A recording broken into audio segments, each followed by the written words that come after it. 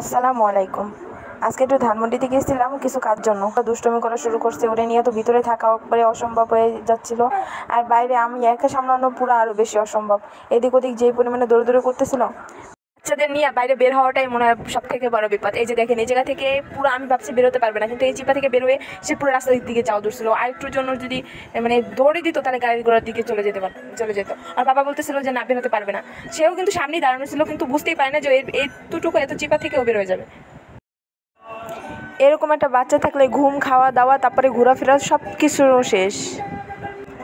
এর পিছনে দূরত্ব তো আমার পা ব্যথা হয়ে গেছে। আমি একটু বসছি আর বাবাকে বলছি, তুমি এখন তোমার ছেলেকে নিয়ে যা ইচ্ছা তা করো, তুমি বুঝো।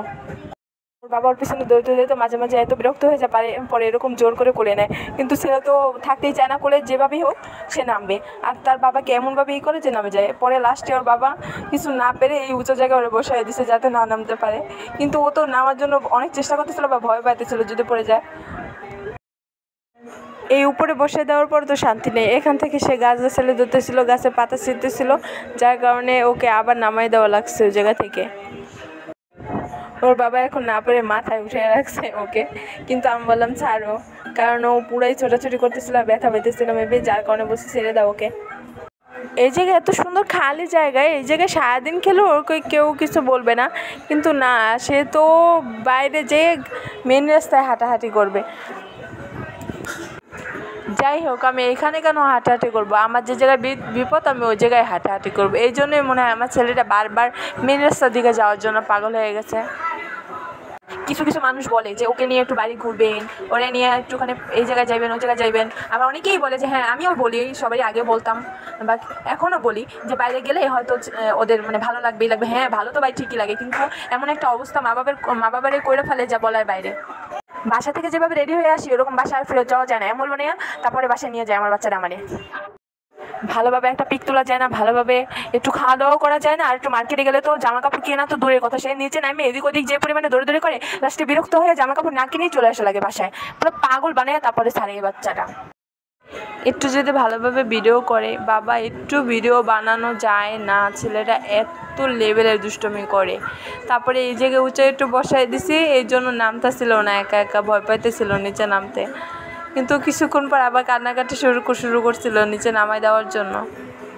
ওর বাবা বলতেছিল যে তুমি কান্না করো না বাবা, তাহলে মানুষ মনে করবে যে আমরা তোমাকে ধরে নিয়ে আসছি, আমরা তোমার মা বাবা না। আমি প্রত্যেকবার বাইরে বের হলে বলি যে আর কোনো দিন ওরে নিয়ে বাইরে বেরোবো না, বাসায় থাকবো, যত যাই হয়ে যাক বাসায় থাকবো। কিন্তু ও বাসায় বসে এমন করে বাইরে বেরোবার জন্য যে আমি আবার মায়ে পড়ে যাই বাইরে বেরোবার জন্য। আর আমারও ইচ্ছা হয় বাইরে একটু ঘোরাঘুরি করার জন্য, কিন্তু যেদিন বেরো ওইদিন পুরো পাগলের মতো অবস্থা হয়ে যায়। বাসায় যাওয়ার পর কিছুদিন যাওয়ার পর আবার ওইটা ভুলে যাই, যে বাইরে বের হওয়ার পর আমার ছেলেটা কি করে ওগুলো আমি সব ভুলে যাই, আবার বের হতে চাই ওরে নিয়েই। এই জায়গায় গান ছেড়ে নাচতেছিল কিছুক্ষণ, তারপরে যে পিছনে ওইটা চোখে পড়ছে আর শুরু হয়ে গেছে ওইটার উপরে ওঠা। আমার মনে হয় ওর সব কাজের জিনিসগুলোই মনে হয় যে খেলনা। কত লেভেলের যে দুষ্টুমি করতেছে, কীভাবে উঠতেছে এটার উপরে, মানে উঠতে পারে না দেখতেছে, তারপরে উঠার জন্য চেষ্টা করতেছিল অনেক, কিন্তু এক পর্যায়ে সে ঠিকই পারছে উঠতে। কতবার যে ওই জায়গা থেকে নিয়ে আসছি, বারবার পড়ে যেতেছিল, যার কারণে নিয়ে আসছি। কিন্তু কান্নাকাটি এমনভাবে করে, এত চিল্লাচিল্লি করে, হাজার জিনিস দিলেও ভুলে না ওই জায়গার কথা, বারবার ওই জায়গায় চলে যায়। এই ছেলেটাকে নিয়ে যে কি করি আল্লাহ, কত লেভেলের যে দুষ্টমি করে। আমি এই জায়গায় বসে বসে ভিডিও করতেছি, ওরে কি আর করবো, বারবার নিয়ে আসি আর বারবার চলে যায়, বারবার নিয়ে এসে বারবার চলে যায়।